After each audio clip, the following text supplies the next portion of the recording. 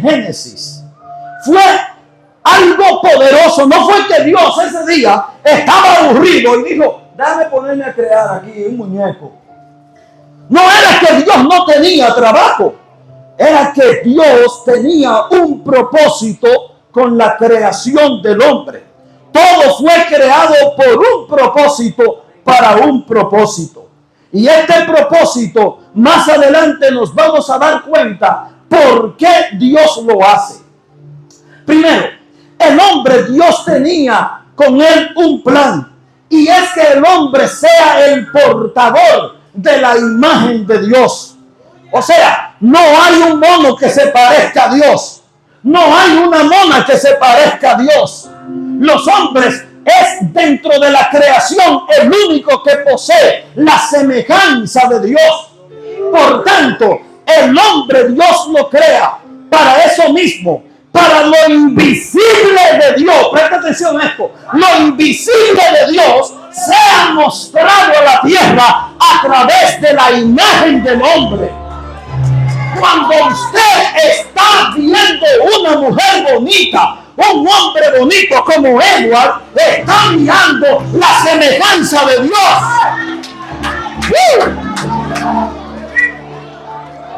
Repítalo, varón, que está viendo.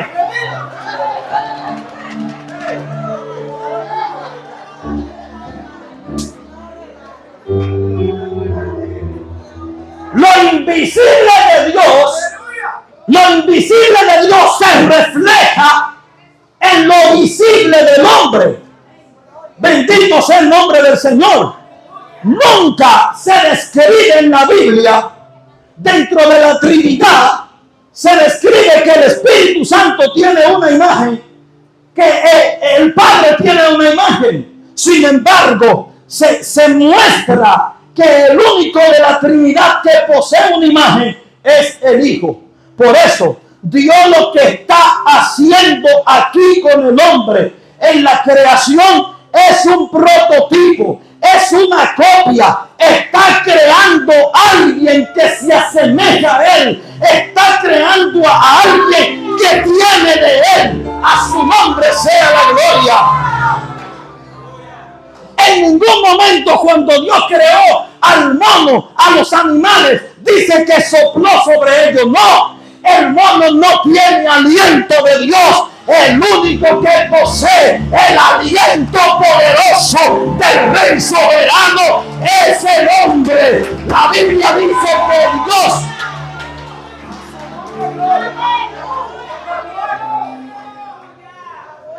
Diana, esto está bueno.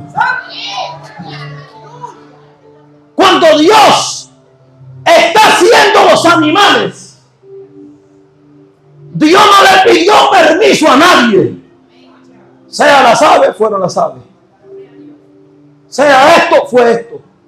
Ahora, cuando va a crear el hombre, dice, hagamos al hombre conforme a nuestra semejanza. ¡Oh, gloria a Dios! Usted se parece a Cristo. Usted se parece a Cristo. Por eso es que desde que viniste al Señor, el diablo no puede soportar la presencia de un hijo de Dios. ¡Gloria! ¡Gloria! ¡Gloria! El segundo propósito que Dios tiene con el hombre es que el hombre ejerza autoridad sobre la creación. La Biblia dice que Adán le puso nombre a todos los animales.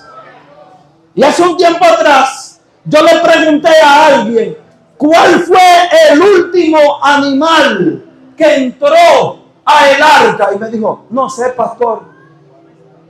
¿Cuál fue? Yo le dije, el delfín.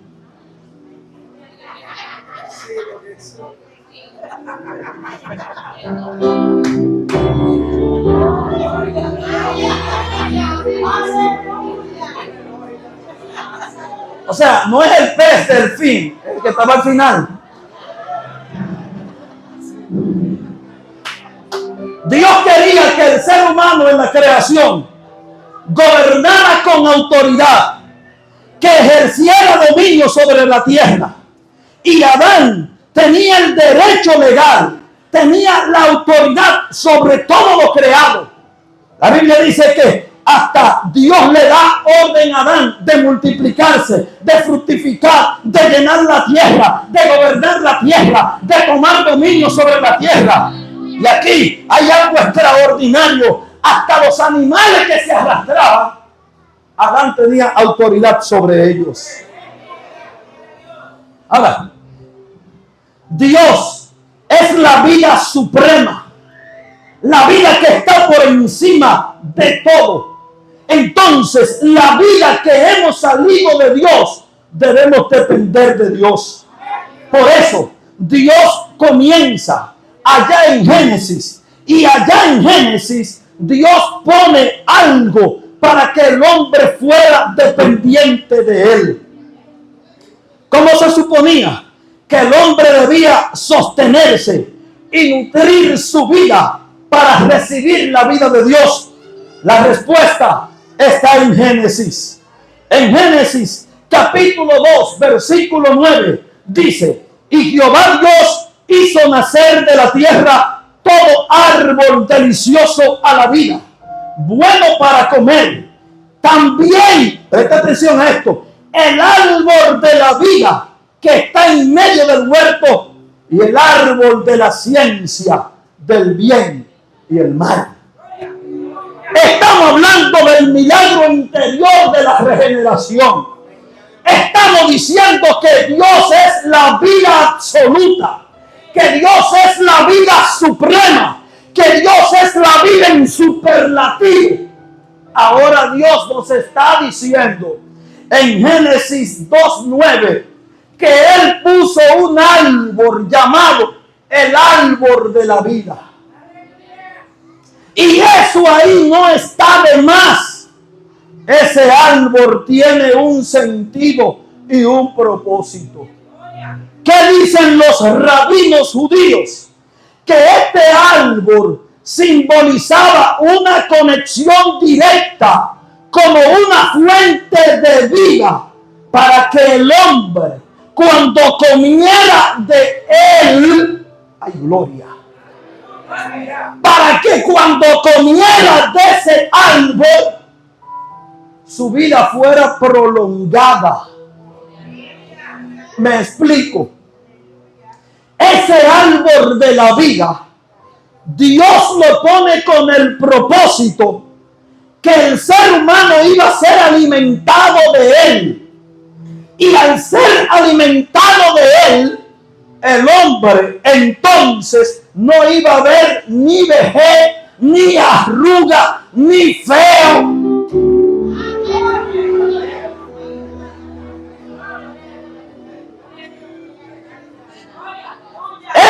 Ese árbol de la vida le iba a dar al hombre prolongación de vida e inmortalidad.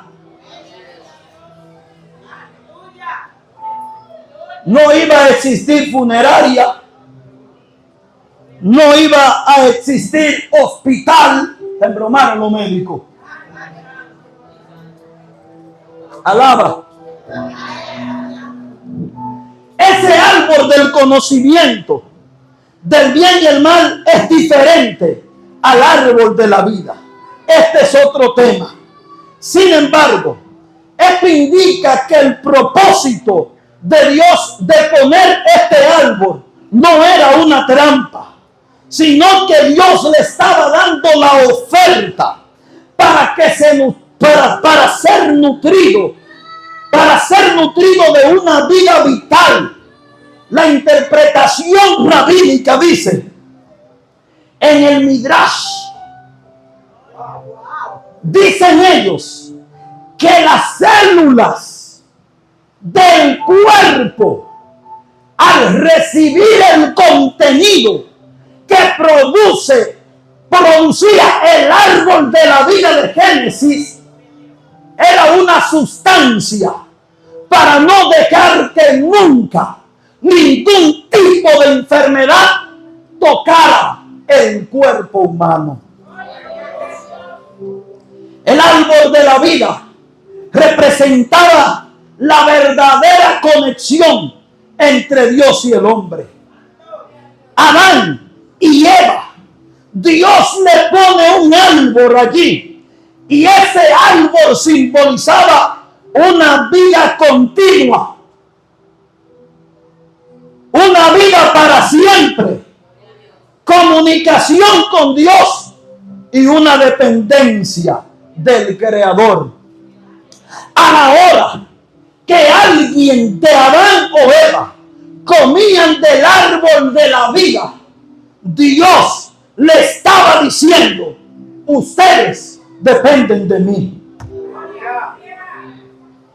En Génesis capítulo 3 versículos 22 y 24 aparece que el hombre, después de pecar, se le impide que estén en el huerto, y al sacarlo de allí, entonces dejaron de comer del árbol de la vida.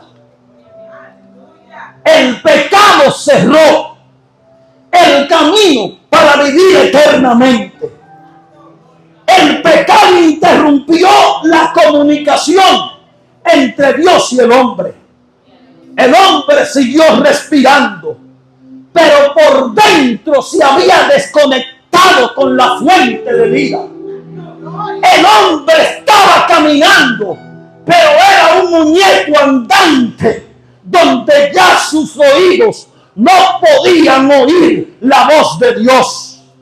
Hay gente que son bendecidos mientras están en los caminos del Señor, pero un día se le llena el capo, se le llena la cabeza de grandeza y creen que ya no dependen de Dios. El día que te aparte de Dios, te van a cerrar el camino al árbol de la vida. Oh, gloria a Dios para siempre. El pecado cierra el camino. El pecado trae maldición. El pecado trae ruina. Nosotros no podemos abrigar más pecado. Nosotros no podemos añoñar el pecado. ¿Sabe por qué? Porque el dueño del pecado se llama el diablo. Y el diablo es enemigo suyo, enemigo mío. Y le interesa un día que lo acompañemos al infierno. Por tanto, nosotros no podemos jugar con la unción, ni pretender ser cristiano en la iglesia, y cuando estoy fuera de la iglesia soy un diablo a caballo.